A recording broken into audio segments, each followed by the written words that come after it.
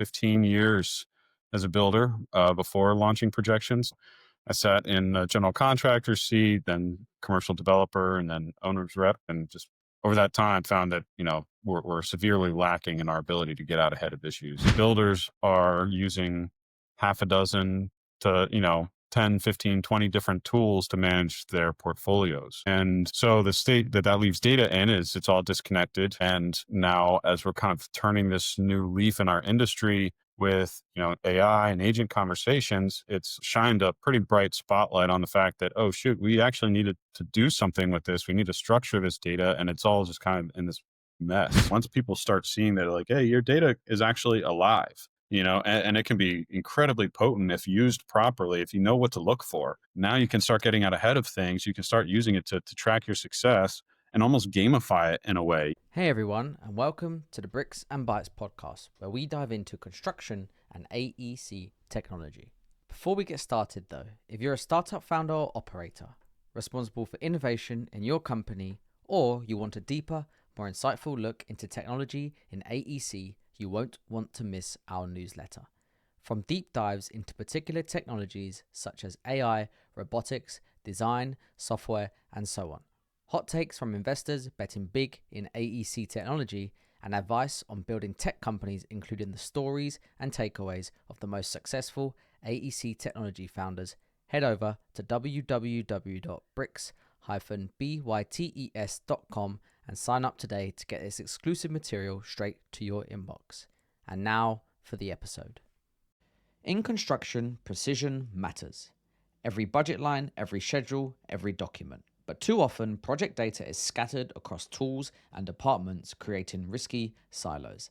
That's where ArcDesk comes in. ArcDesk is the all-in-one construction management platform designed to connect your entire project operation, from opportunity through to tender, all the way to handover. With real-time dashboards, cost control, scheduling, procurement, and document management in one place, ArcDesk gives you complete visibility and control. Trusted by contractors, subcontractors, and asset owners worldwide, ArcDesk has powered landmark projects from shopping centers to Europe's tallest buildings. If you're ready to reduce risk, protect your margins, and deliver projects with confidence, discover ArcDesk today and visit arcdesk.com, that's ARCH desk.com, and see how leading firms are building smarter with ArcDesk. Major construction projects are complex, and delivery leaders know that things rarely go to plan. The problem is that most teams don't see what's slipping or why until it's too late.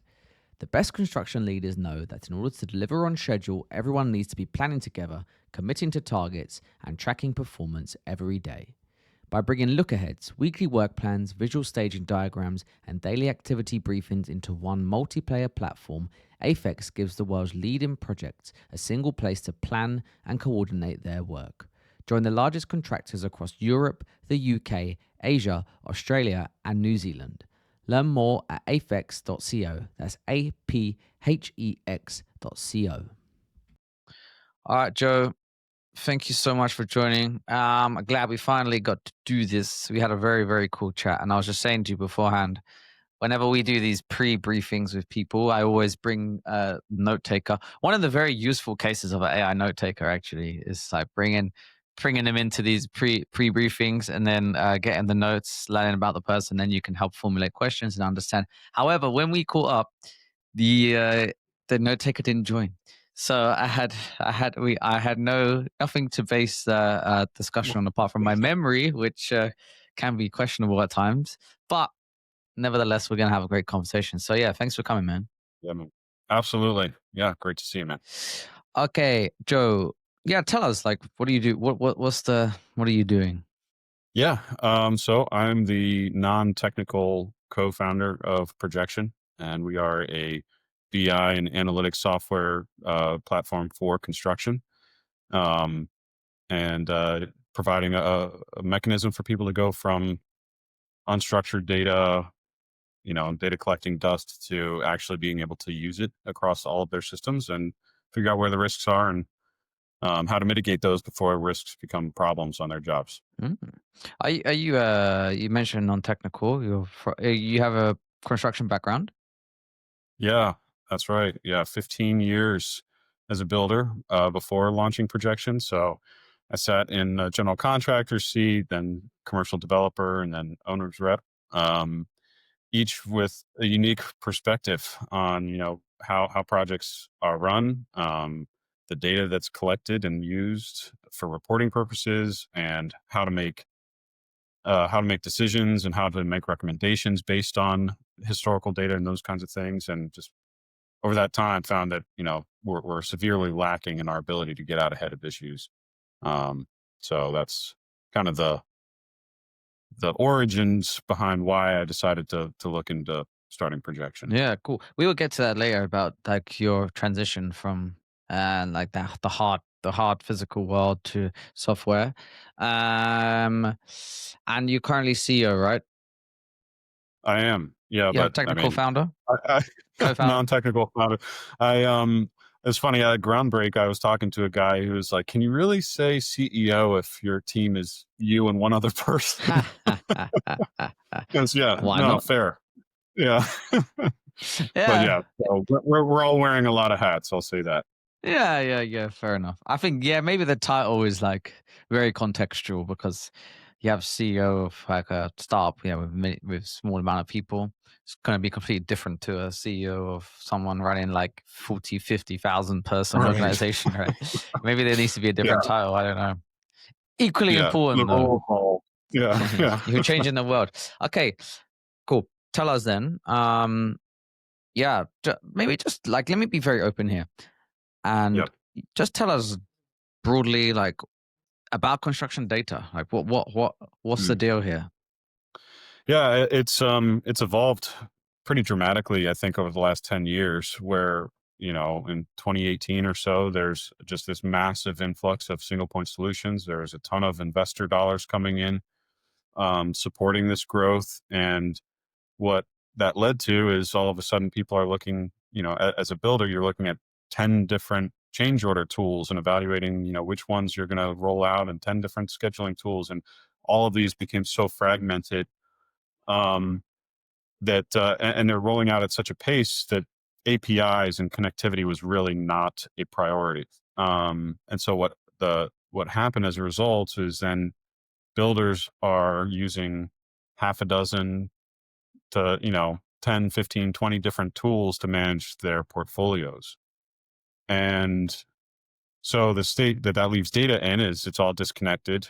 um, and now, as we're kind of turning this new leaf in our industry with AI and agent conversations, it's shined a pretty bright spotlight on the fact that, oh shoot, we actually needed to do something with this. We need to structure this data, and it's all just kind of in this mess.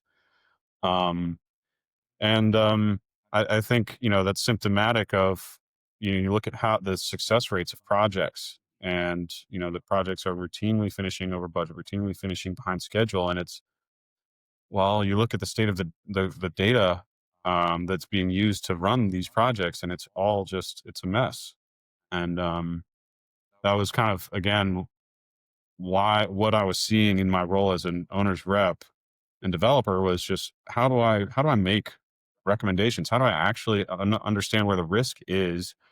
If my role is just evaluating, OAC meeting minutes to understand where things are, Mm, and it just wasn't an effective approach. I found it wasn't efficient, wasn't actually getting out ahead of things. You're constantly putting out fires and playing from behind. So that's the state of data today, is just that you're constantly playing catch up. Um, so um, yeah, I think it's also part of the reason why we see a major effort to hire data analysts within builders, within contractors. Is you see the companies that can afford it are hiring teams of data scientists and data analysts, and well, you know, they're not builders, and builders aren't data mm, scientists, and so there's again this friction, this gap between, how do we actually get something meaningful out of our data that moves our business forward. So um, in general, that's, yeah, the state of data is in trouble. Yeah, that's very interesting. Like all of this data that comes available from the solutions that you mentioned. How does we will get into your product a little bit later, but when you're working with companies and in your solution, and I don't know if you're referencing it here when you're mentioning about the fragmentation of data, but like what are the forms of this? What other forms aside from software that the data comes out of software that exists? Are you ingesting things like physical documentation, drawings, like and even like you mentioned point solutions specific within construction, but could this also extend to like WhatsApp, for example, or other messaging platforms? It could. Yeah. So we're data agnostic as the kind of short answer. Whatever data exists and whatever data people are using to manage their risk, um, would benefit from what we're doing. Now, our primary target is in construction data. It's, looking at what are the systems you use to manage this risk. It's your schedules, your budgets, change logs, your team's performance, looking at time stamped, how quickly things are going through your workflow. Are things bottlenecking with a certain person? Are your teams adhering to your standard procedures, like taking regular photos and things like that.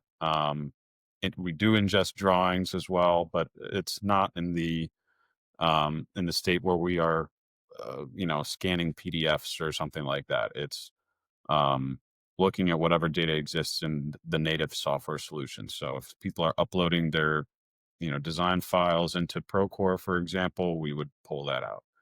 Um, Mm-hmm. and we can get into that later on, kind of what the roadmap holds for it. But Yeah. there's just so much opportunity when people actually start seeing the power of their data, and the power of efficiency with their data is such a huge factor too. Yeah. Okay. Cool. Yeah, we can get to some use cases. I think before that, it would be very interesting to hear how you went from like the construction world. How did you come like uncover this idea? One, how did you go about then building the solution? Like maybe you can take us on the journey from like the day you were like, man, I need to solve Yeah. this. Yeah. So in my early days, we were, early Procore adopters with the general contractor that I was with, out of the DC area.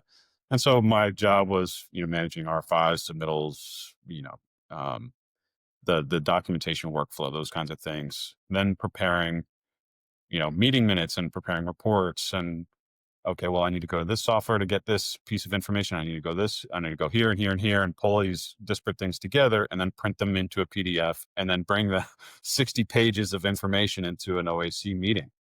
OAC would And mean, what would that mean? Sorry, OAC. owners, architects, contractors. Okay. So it's basically your, weekly or biweekly kind of, hey, here's the progress report. Here's what's going on. Here's the Yeah. schedule. Here are the Let's make ourselves look open busy. item. Point the finger. Let's, yeah.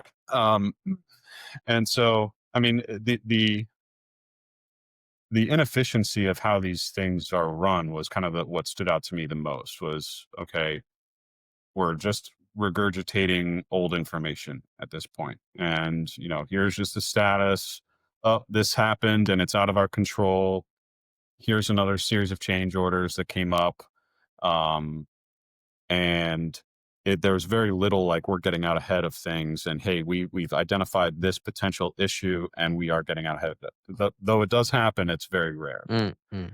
um, and so that was kind of my experience with general contracting. And then as sitting on the other side of the aisle as a developer, I'm now receiving 60 pages of information, and I'm like, okay, this isn't my day job to, after hours go and flip through this to find and spot check this information. It's, how can I make better decisions for the project? How can I advise the ownership on what's actually happening and get out ahead of things so they know what decisions to make before projects are impacted negatively? And so what I started to see was I'm getting pieces of information that was, weeks old, because you'd have, one meeting every other week or one meeting a month or that kind of thing, where all of a sudden you're reviewing information that's weeks old and then having to provide recommendations on what to do with this outdated information. And so what happens is you're just constantly playing behind the eight ball. And so in that role, I had built an Excel spreadsheet just to see if I could get out ahead of things. And that's what I did after hours. I would take these reports and spreadsheets and PDF reports, and I would plug them, the raw data from these systems, into my Excel spreadsheet. And I basically was focusing on a handful of key performance indicators to see if we could identify risk before impact.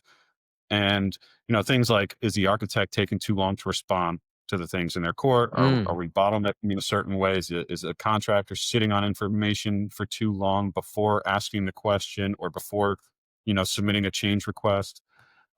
Is the owner requesting too many changes too late in the process, in the project? Things that I know are going to be impactful if not addressed.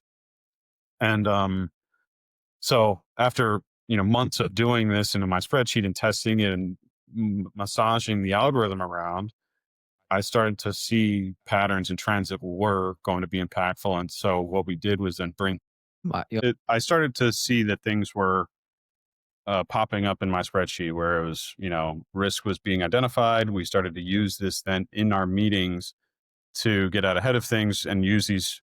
The meetings became much more productive, much more proactive. And so then as an owner rep, I was managing about $100 million worth of work through COVID using this methodology, and all of those projects finished on time and within budget. And so it was okay, there's enough proof here in the sense that if you're aware of issues early enough, you can do something about it, even in spite of the COVID's craziness that was happening with materials and shortages and high risk environments, those kinds of things where everybody at the time was, this is out of my hands, this is out of my control, I can't do anything about this. Well, what we were proposing was, look, if you can actually manage the things that are within your control a little bit more effectively, then the unforeseen issues are much easier to handle. So the proof was that these projects all finished on time and under budget, which was kind of unprecedented at that time. And that's when I said, look, I have a crossroads in front of me right now. I have a decision to make. Do I want to go further into kind of this project executive, project leadership type of a role, or do I want to say, no, I want to prove this out? And so I chose to kind of take that leap, and yeah, went from basically an Excel spreadsheet to build what we have today. Very cool. Okay, so you actually experienced the pain and you built the solution, and you saw as a result of the solution that you could actually fix the pain. Mhm. But you obviously still took a little bit of a risk because there's no like validation that this could scale, or Yeah. that other people, I mean, yeah, like you didn't know at the time, right? So how do you convince your Yeah. wife that you were gonna quit and build this thing? uh, yeah. Well, I mean, she is the real MVP of this whole story. The faith that she has had through this process has been unshakable. Um, and that's ultimately what this was, a leap of faith, right? I had an idea that was proven on a handful of projects, but not proven at scale.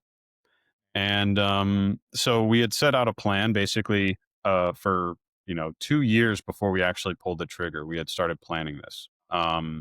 Where you're mentioning going through a home renovation earlier.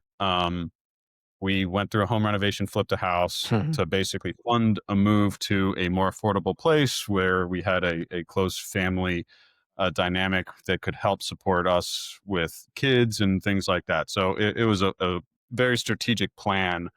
Um, and yeah, from that point, it was, this is what I'm I believe I'm called to do, and it's going to happen, right? So there's again an element of faith and just your head down, pushing through, and ultimately, I'll just say that there's just a lot of grace of God. Frankly, I mean, things that would have that happened that I could not have put into place myself outside of some divine intervention. Even meeting my CTO and co-founder when I did, Mm, uh, it was just very fortuitous things that happened because I put myself in places where I'm not necessarily comfortable, but knew it was the right thing mm, to do. And um, I don't know if there's something divine about that or just kind of the laws of nature. But it was, whenever I was out of my comfort zone, but doing hard things that I knew were right to do anyways, good things always happened. mm. Uh, so yeah, it was, little bites at a time, little things like that that were like, okay, I'm on the right path Yeah. and we're doing the right thing. I also truly And believe that the path does not become obvious or clearer, or things don't start to fall into place until you've like committed to it. If you're only doing it sure. half-heartedly, you don't notice things. There's like you're just not giving it the same level of attention and focus that Yeah. where this almost serendipitous kind of events occur. Right. So yeah, I can totally buy into that. How did you meet? How did you, one of them would have obviously be where you met your CTO, as you mentioned. Like Yeah. how did that come around? So we had moved from the DC area down to Tampa, Florida, a couple months prior to meeting him. And just by getting plugged into some of the local network here, I ended up with a ticket to go to the Tampa Bay Tech annual tech convention here. Um, and it just so happened that one of the accelerators for startups here in Tampa also had a transplant breakfast, and that I attended and happened to meet him there as well. He and his wife had just moved to the States from Berlin, and he was talking about how he owned a development agency out of Berlin, that he's looking for something fresh and something new. He's always been in the startup world, and um so we just sparked a friendship. Honestly, was just kind of how it started. And then over time I just said, look, I don't know how to build this myself. You clearly have the expertise as a developer, as a leader, having done this before. And so he just said, "Look, you don't even need to pay me. I love what you're doing so much. Let's just strike an agreement and go." Mm, And so what started as kind of just stumbling ass backwards into luck, happened to be at this place at the right time, happened to him be in the right state of mind at the right time, looking for something. It just was very fortuitous, sparked up that friendship. And then it was, yeah, how can we make this thing happen together? And yeah, so that was, mm. Yeah, another cool part of it. And you mentioned earlier, there's just two of you, right, in the company. yeah, yeah. So How are you it's doing that? it's ebbed and flowed. Hmm. Certain people have come into the fray at critical times for us, have performed admirably, and it's just the nature of a startup. There's a lot of inherent risk involved, and as people start having families, there's just a need for more stability, and especially if you're not a founder and you're not you know fully invested the way that Yeah. my co-founder and I are, it can be hard to hang on. Hmm. Um, and So yeah, it is just the two of us. But again, he has still ownership of this development agency. So as the needs have grown in the product, we've been able to spin up resources from a development standpoint as needed. And what's been huge for us is that everybody that he's brought on has been personally vetted by him. Mm. We're not outsourcing to some you know unknown agency that's bringing in people that it's people that he knows personally. He has vetted. He's worked with on many other projects in the past, and the quality of work that they put out is just it's fantastic. It's unlike anything that I've ever experienced. So Mm. yeah, Yeah. it's been great. Yeah, nice. I was actually gonna go to this part of the discussion at the end, like hearing about your story, but I think we're like knee deep in it now. Mm. So I will continue down that path. So building on, and then we will loop back around and go more into projection. It's actually the Yeah. backwards way that we normally do Bricks and Bytes these days. We usually speak about the product first, but I find this a very interesting story to go into, and hopefully one that a lot of people, if they listen to this, can relate to. What, uh, what, what did you like? What were some of the things, culture shocks, Right.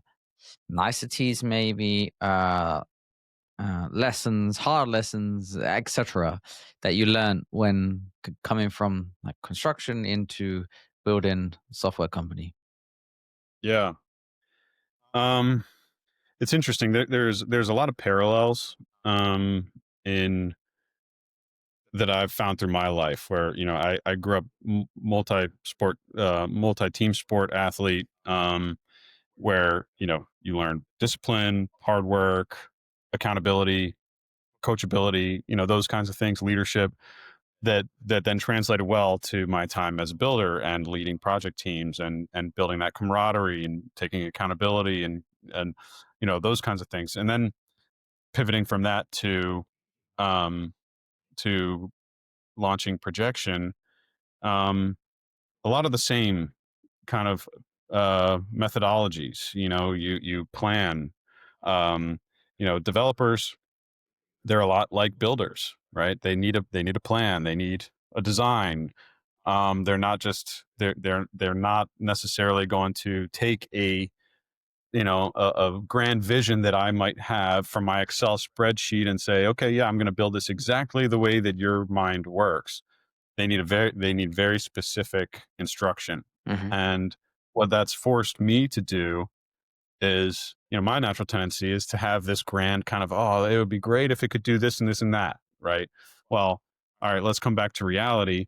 And what are the practical steps and the practical, like, design flow and user implementation, user experience, every facet. And it's forced me to just be very granular in how I think about, bridging that gap between what builders need to be successful and the state of data. And so, how do we can go down deep into the data science path that won't necessarily translate to a huge amount of success for builders, or we can, and so that's largely been my role, is kind of bridging that gap, Hmm. connecting those dots. Translator.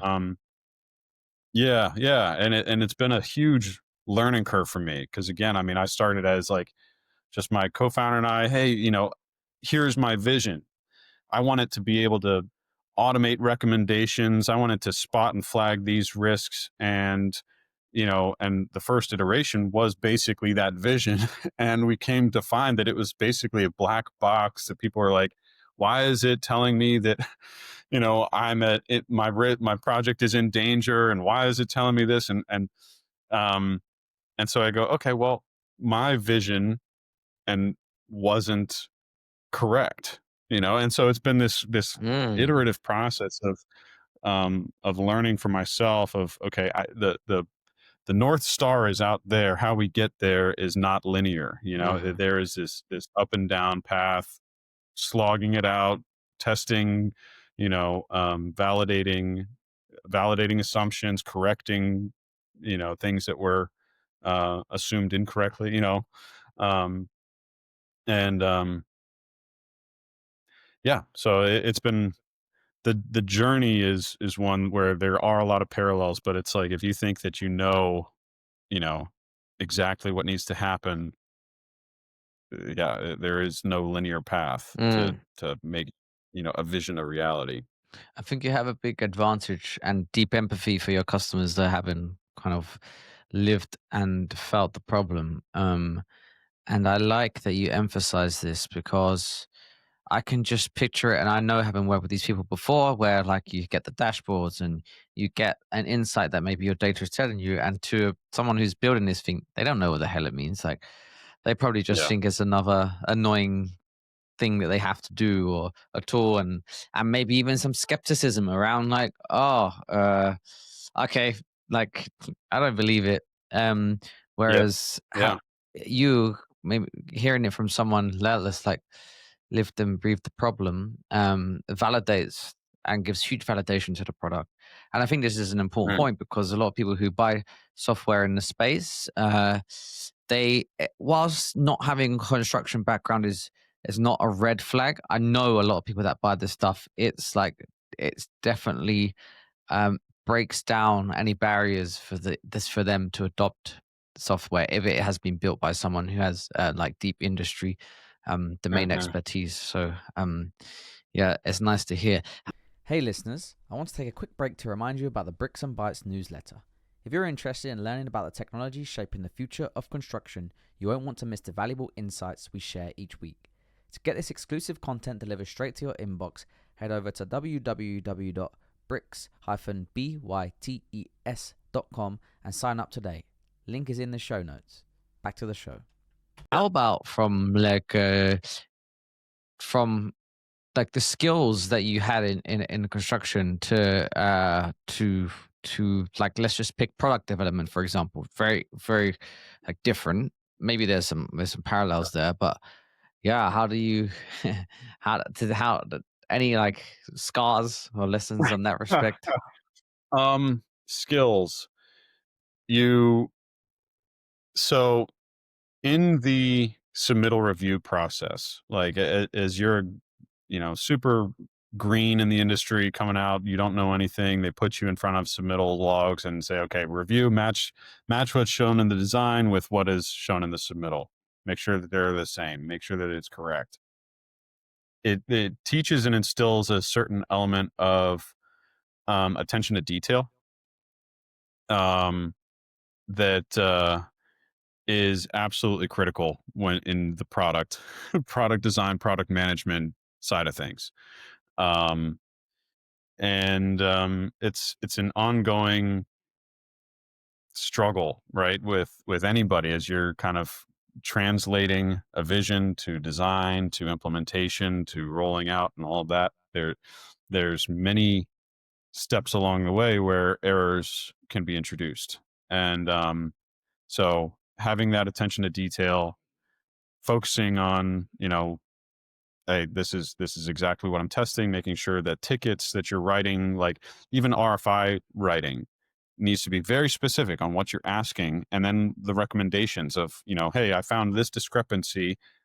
I want it, is this an appropriate alternative, or is this, how you write and word that RFI is very important. And so in the same kind of way, in the product management side of things, how we write tickets, how we write requests from, for the dev team to implement changes or to spot check certain things needs to be very specific. And um, yeah, so um, skills, that would probably be top of the list, is attention to detail. Mm, And that's going to be something that'll just, whoever is, in whatever career you choose, is going to be a huge factor. mm, Um, yeah. but yeah, I mean, I haven't, for example, like I haven't learned how to code myself, right? I'm adequate in Excel as my early days, proved out, but um, yeah, I haven't then gone and said, okay, I'm going to learn how to develop front end, solutions or back end and any kind of coding. That's just not my wheelhouse. It's very clear divide and conquer. Yeah, nice. How about selling then? Like, what about like going from maybe you were being pitched solutions whilst you were in the construction world, and now you're on the other side of the fence, like actually selling. So, um, Mhm. are there any nuggets in there that you can share? You know, um, I'll be the first to admit I'm not a natural salesman. You've probably gathered that by now, but I think, to your point earlier, this industry is so relationship driven. Um, and when you're talking about it, it helps that I come from the industry. Yes, that is certainly a part of it. But I think people want to feel heard. They want a relationship, and trust is such an important part of that. And um, they need to. So my approach has always been, let's build the relationship first. Let's not really understand, like, is there do you feel the pain of what we're actually solving for? If not, then, I'm not going to sell you something that doesn't work for you. Or that you're not ready for, frankly. Um, but yeah, so I mean, in the sales front, it's been probably our biggest hurdle to date in terms of, I remember when I was on the other side of the seat getting sold software, like you were saying. I mean, people calling me constantly, emailing me, and how many times I left people on red, where it's just to my shame now. I'm looking back, I'm like, dang, I Yeah. probably could have, given something back, and maybe that's karma, right? Yeah.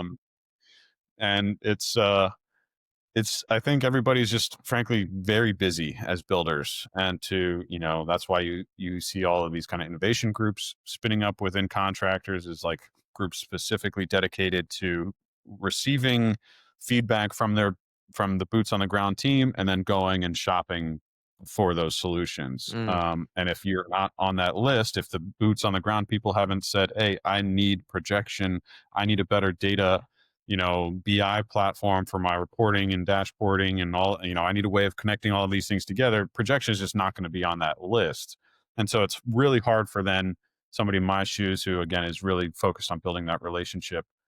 How do I penetrate into those groups in a way that, isn't, yeah, in a way that lands and in a way that's well received. So what we've done instead that we found success with is we have a board of advisors, groups, people that come from the industry with their own well-respected relationships and network of folks from the industry, where they are evangelizing, what we're doing, to their network in an organic way. So, we have folks on our board of advisors who are, consultants for builders.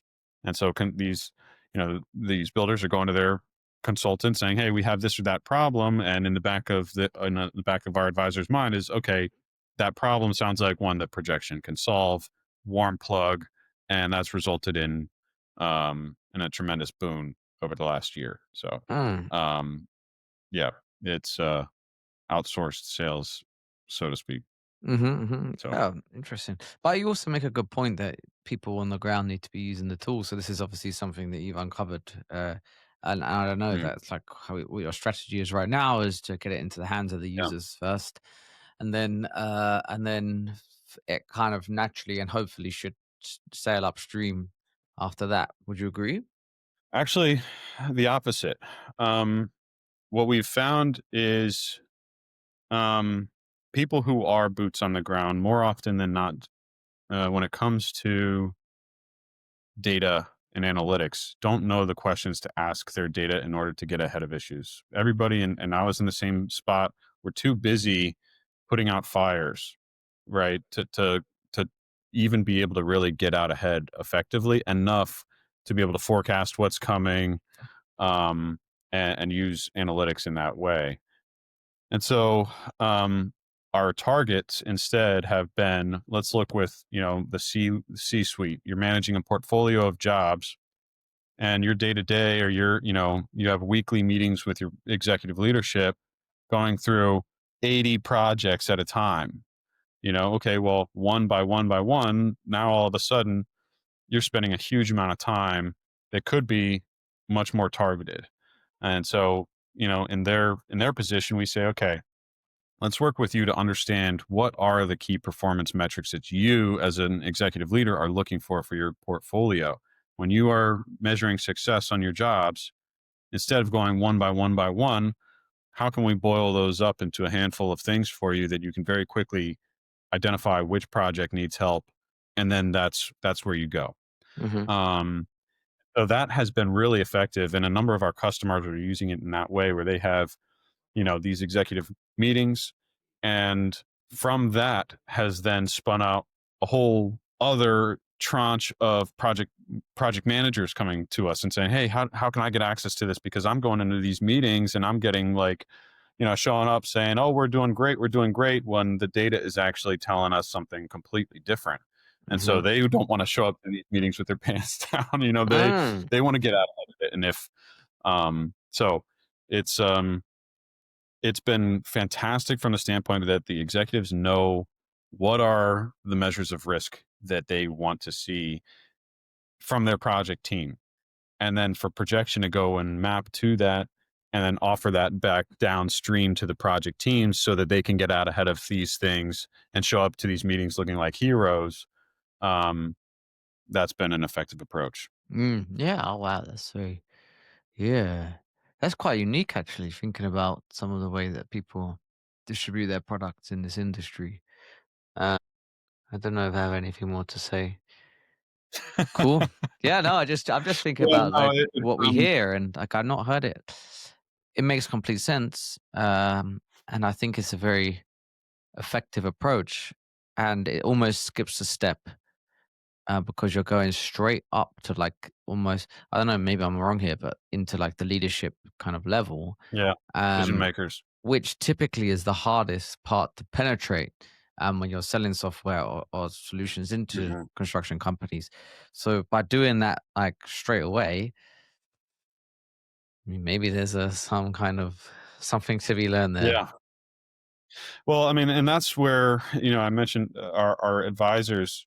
Again, I mean, these are people who have been in the industry for 20, 30, 40 years who have that deep network of experience and relationships where they can tap their relationships in the C suite, Mm, whereas, somebody like me, I would have to go through most normal channels, right? Where you're talking with the boots on the ground project, then that they're sending it up to the innovation group for evaluation. And then you're just a part of a giant list that they're evaluating over the next 12 months. And then, okay, finally it starts percolating up to the top.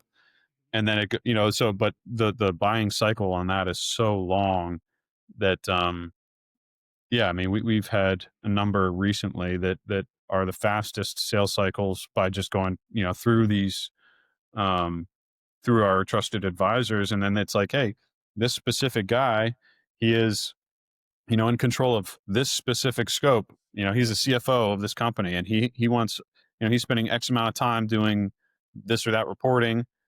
Can projection automate that for them? Within a week, boom, signed agreement, and we're off to the races. So mm, um, it's very targeted, and then it's once you solve that specific thing, we become very sticky because then it becomes, well, if you can do that for this group, can you also do that for our COO, and can you also do it for our mm, project leadership?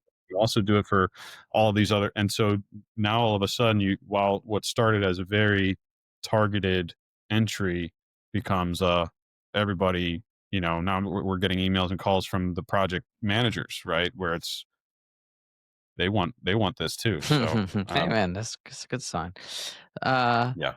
so okay, we can get into like fundraising where you are in the journey. But I know you obviously mentioned this before. It's just you and your technical Mhm. co-founder. Why not put some like fuel into the fire and really like try and skyrocket this thing? I know you're quite like reserved about. I don't get the impression that you're like trying to hyper grow this thing at this stage. Maybe there's a reason for that. So maybe we can go into Yeah. Um, So I'll say this, it's not for lack of trying. that. Um, yeah, I mean, we started early days looking for funding, and I've gone through several different fundraising campaigns unsuccessfully, frankly. Mhm, mhm, Now, um, I would attribute a lot of that to, me being a first time founder. Um, I think there's a lot of stock that's put into that is from an investor perspective. But then there's also timing. Um, and it, um, from the time that we first launched, goalposts have moved quite significantly in in the investor market, where, what at the time 4 years ago was, yeah, let us know when, you get 5 paying pilots. mhm. And then, once that happens, okay, well, let us know when those 5 convert into paying customers. Okay. When that happens, let us know when those 5 customers go to 10 customers. And so everybody was kind of looking for this hockey stick growth. And we felt like we were, a step or two behind that curve every, step of the way. And obviously having, agents and AI be a major source of funding now, us intentionally not having AI, slapped onto our solution. Um, it's just people are a little bit more reserved, I think, from the investor seat. Now, Mm-hmm. um, we've also had conversations about, look, I mean, this is incredibly high margin. Do we want to carve off a huge portion of the business? And if we were to do that, it would just have to be the right partner, especially as the industry is so relationship driven.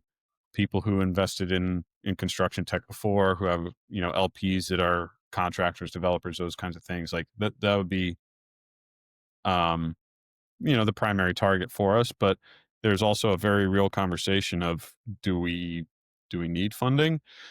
um and the hyperscale, the hyper growth, all of that kind of stuff, it's an element of timing for us. So I would say, and this is something I've said frequently over the last 4 years, is we have, our perspective on the utilization of data has been years ahead of where the industry is. Mm. So we need to be heads down, work with strategics, finely tune the product so that when the market does come around to realizing the value and the potential of data and getting out ahead of things and using it properly, then our product will be there ready to grow and scale.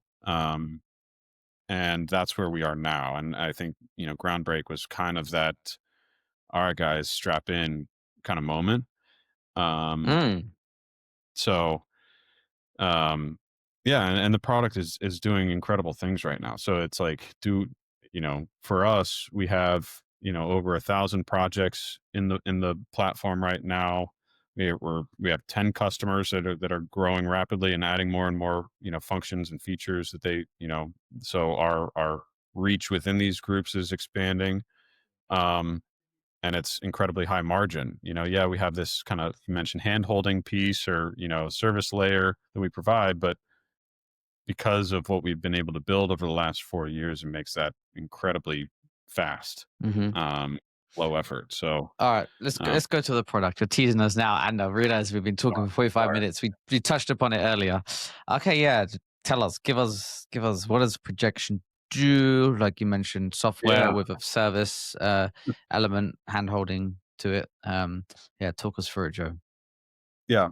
So, think of us as a, like, central nervous system to these tools. And I think saying that, um, the I think saying tech stack is a bit generous, um, because these tools don't communicate together. They're not stacked on top of each other. They are just kind of there in the ecosystem of a builder's world. And what we do is basically build direct connections to each one of these tools, pull the data into our system, and then um, clean it, homogenize it, and then provide out of the box modular analytics over top of this raw data. So what that then looks like is it shows up in dashboards, and reports, but it'll do things like, are you burning through your contingency faster than your schedule, your pace of completion on your schedule, right? Are your the bottlenecking of your team's documentation workflow, is that impacting how many changes are coming in? And are the volume of changes coming in then bottlenecking the architect's ability to respond to the things that are in their court? Um, and so we can look at a whole host of different things, but it's cross platform in that way, where it can say, we're not just looking at Procore data, we're not just looking at scheduled data or documentation workflow data. um, we can actually say things like, on average, how well do these types of projects perform on your portfolio? Should, like, from your fee fade and those kind of fee erosion, do these projects typically underperform or overperform? Should you be considering pursuing those projects anymore? Those kinds of things, where it's very granular at the base, but then feeds up kind of in this pyramidal structure that you can see as an executive, this bird's eye view. here's exactly where the issue is on this or that project and what I need to do to fix it. Um, Mm-hmm. so, Yeah. Okay. Cool. uh, So I'll just ask a couple of questions in response to what you said so far. So, um, what I can see is like that people are able to identify the root cause of issues, right? With utilizing the data that you're using. So, for example, the example you gave was uh, is the amount of changes because of bad document control causing the architects to be like spending too much time, therefore under resourced. So, is there like a warning that goes to the architect that says, "Oh, um like there's I don't know, you might maybe this is the wrong one, but you need to increase resource because there's going to be more changes, or someone needs, or on the other hand you need to the contractor needs to sign their documents because it's causing the architects to use up all their resource, architects on a fixed fee or whatever, therefore you're costing the project money, and you're able to somehow work a solution rather than everyone just guessing without any hard data that, oh, the architect's busy. Why is the architect busy? I don't know. He doesn't respond to anything. It's like, well, yeah, yeah, maybe don't yeah, give him exactly. like, Showing up to the OAC meeting and just going through, okay, well, here are your open RFIs. Here are the open submittals. Here are the open pending changes. yeah, Okay. What does that tell me in terms of, are we getting better? Are we getting worse? Are we at serious risk? And so, by themselves, they don't really tell you much. mm-hmm, Uh, but together, they paint a really high resolution picture on exactly what you're describing. Hey, we need to have a sit down. We need to add resources for the architect, because if we continue down this path, we know that it ends here. We know that it ends in a bad state. We know that, being late on your submittals is a big deal, but how big is it? Well, it's big because of all of these waterfall effects that happen as a result. And so our system basically highlights the first available point in time where you can say, this is wobbling. This is a risk if this continues. And mm-hmm, and what people decide to do with that information, um, is variable, right? People's risk tolerance is variable, is different from project to project, from person to person. And that's part of the power of what we're doing. Is it isn't just, oh, you have 10 open RFIs, or, and 7 out of those 10 are late. Like, if you look at, Procore's platform right now, that's essentially what it does, right? mm-hmm, It'll show you in there, in that kind of like portfolio view, 7 late RFIs, 7 are coming up in the next 7 days, whatever it is. But it doesn't tell you in the context of how the overall project is performing. What does that mean? Are you getting better? Are you getting worse? How long have these been open for on average? Is this indicative of, we have the C team, on the architect side? Is it indicative that, the contractor is entering these, too late and giving the architect a very small window of time to respond, and that's why everything is late? It doesn't give you that additional context. mm-hmm. And for us to be able to dynamically adjust those parameters based on, the project tolerances, and, again, what's meaningful to one executive versus another, is a very potent combination. What just briefly, like how many tools is projection able to integrate with? So we are, I don't need the we're exact partnered number, but with, I suppose the question is more like what kind of yeah, tools and that kind of thing. yeah. I mean, your project management tools, your Procore, Autodesk, CMIC, anything in that arena, any scheduling software, that you would use, from P6 to Outbuild to Microsoft Project to, TouchPlan, whatever. Mm-hmm. Um, any accounting tool. So, Sage is the elephant in the room, but yeah, I mean, there's accounting ones are a little bit bespoke, and we have different ways of integrating with each. But yeah, and then Excel documents, PDFs, things like that. Yeah, so the main tools that people are operating on. Um, Yep. and how long would it take for someone to be into projection, like the onboarding process? Like, is it a plug and play kind of approach where you take the ingested data, and how does that work? Yeah. Yeah. So we are modular in the sense that we have plug and play modules that are, if somebody's a Procore user, for example, I could go here, log them in, and within a couple of minutes, all of their project data would be ingested and analyzed in these modules.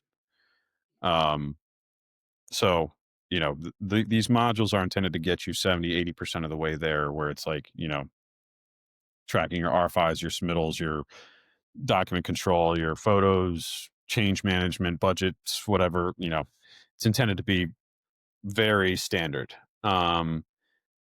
Then there's other tiers of customized features, right, which are very, very bespoke. And we typically give about a 3-month deployment for very specific requests where, somebody has standard procedures in their organization that aren't, standard endpoints. For example, they're using Procore in a very custom way, Mm. and they have very custom thresholds for how they're tracking their team's performance relative to these things. And then it's just, we say that it'll take 3 months just because we have other customers to service, but in reality, it's about like a week's worth of work. Okay, yeah, cool. Um, okay. Could you give us some like use cases that some of your customers have create or requested and you have created, and then what like the impact was of you implementing these insights or whatever they might have been? Yeah. So a recent one was a customer here in Florida wanted to track all of their standard procedures for some very, like I was saying, custom features. Like um they have a weekly checklist that they're supposed to do in their company, and they didn't have a way of doing this before. We plugged into their system, and within a week had these things built. And the interesting thing that's happening then is they're as soon as they see it, their gears start turning. The lights come on in a way where they're like, "Well, what else can it do?" And so then they're constantly then thinking, "Okay, well, we found that we want to track this or that KPI. Can we add that in? Can we change this visualization? Can we set an automated reminder? Can we set automatic distributions of these things?" And so it's like, what started as a, hey, here's kind of the baseline that we want to achieve. Now all of a sudden it becomes, we are very, very close in our partnership with them. And they go and they're part of some peer group up and down the East Coast, and they told this peer group a couple months ago what they were doing with us, that they were getting off of Power BI and coming over to Projection.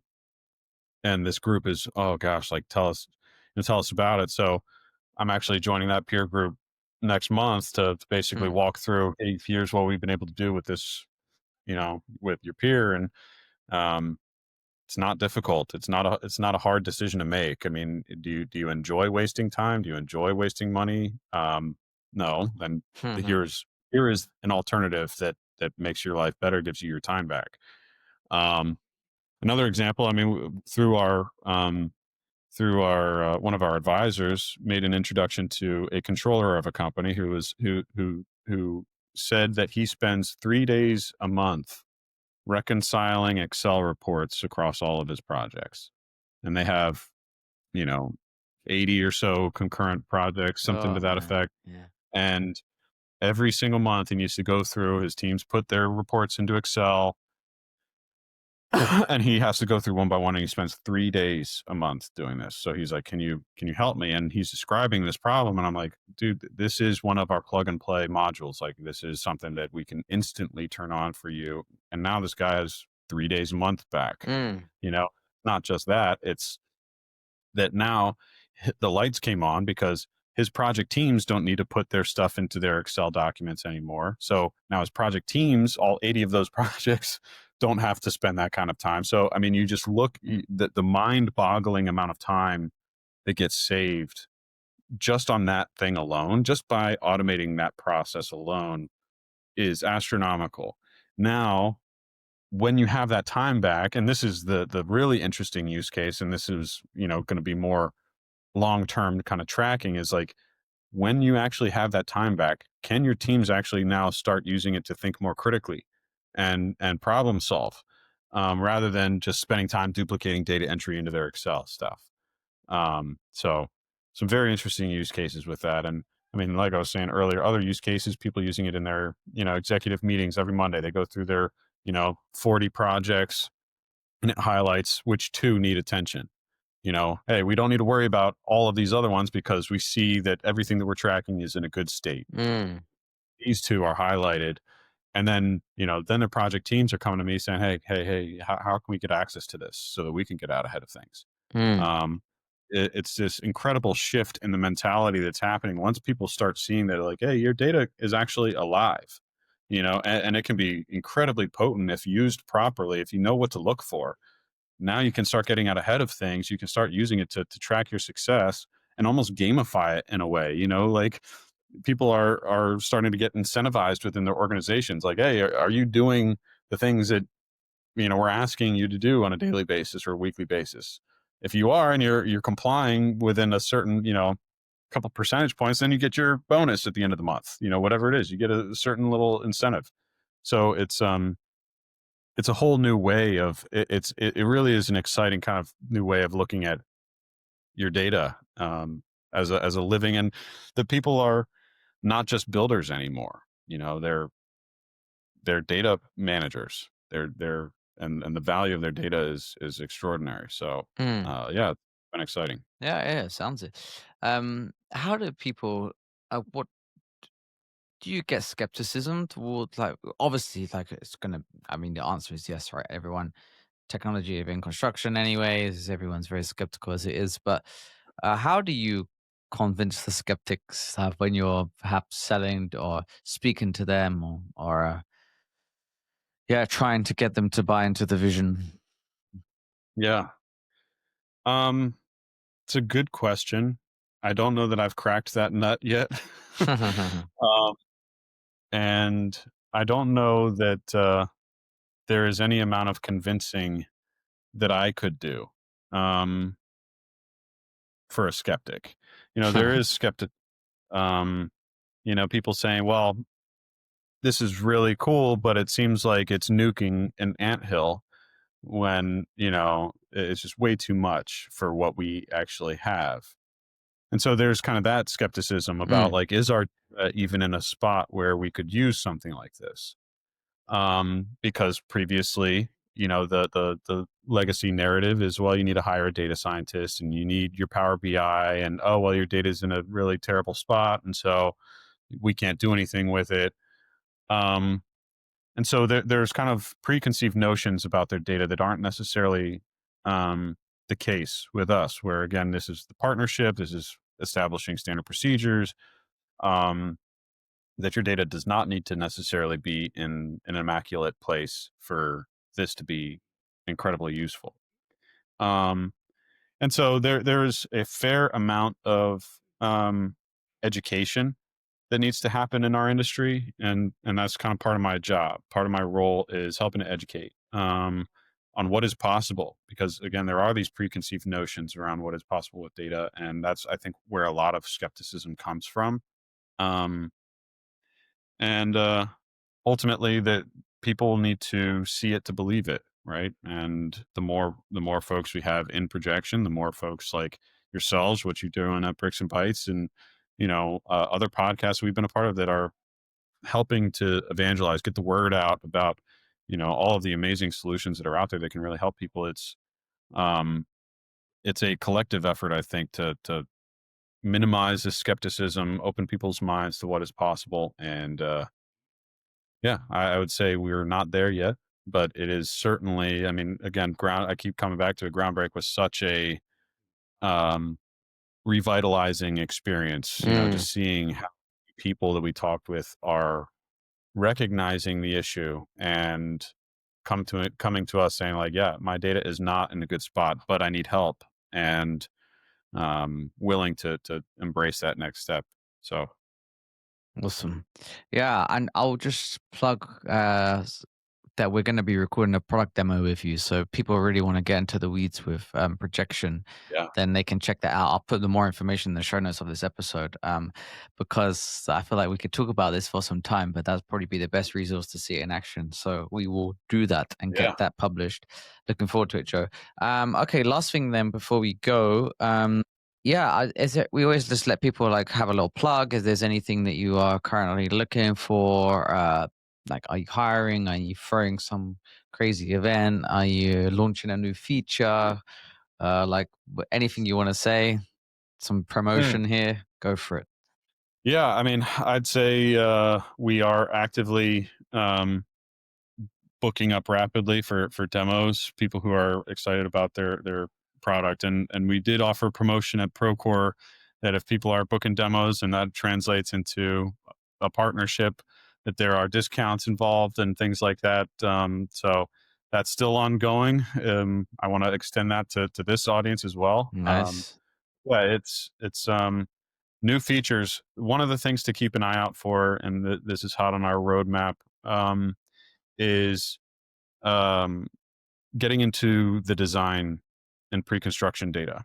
That is a wealth of untapped data at this point in terms of how it's being used. I mean, there's a lot in, estimating and pre-construction in general, a lot of competition in that space, but we believe that there is a niche in the actual metadata in the design files and understanding what has been modeled, what has not been modeled, helping the architects along so that we can understand through that pre-construction design planning process, um, where is the actual design relative to cost, and what is remaining and what is actually completed, what's left to figure out, to just help people get started on the path, on the construction path, on a much steadier foundation. And obviously that's a major narrative in a lot of other pre-construction softwares. Mm-hmm. But it is a feature that is going to be coming out here soon, where combining that data with all of the data that we have in the construction space, we believe that we can make a significant mark. It will be interesting to see. I mean, that's something, again, kind of from a partnership perspective, that we are looking for active participants in that kind of user guided role, where we can get, garner feedback and develop a product that's specific to certain use cases and things like that. So it's if that's of interest, we're our doors are open and we're actively looking for those kinds of participants. So Awesome. Nice. Okay, Joe. Thank you so much.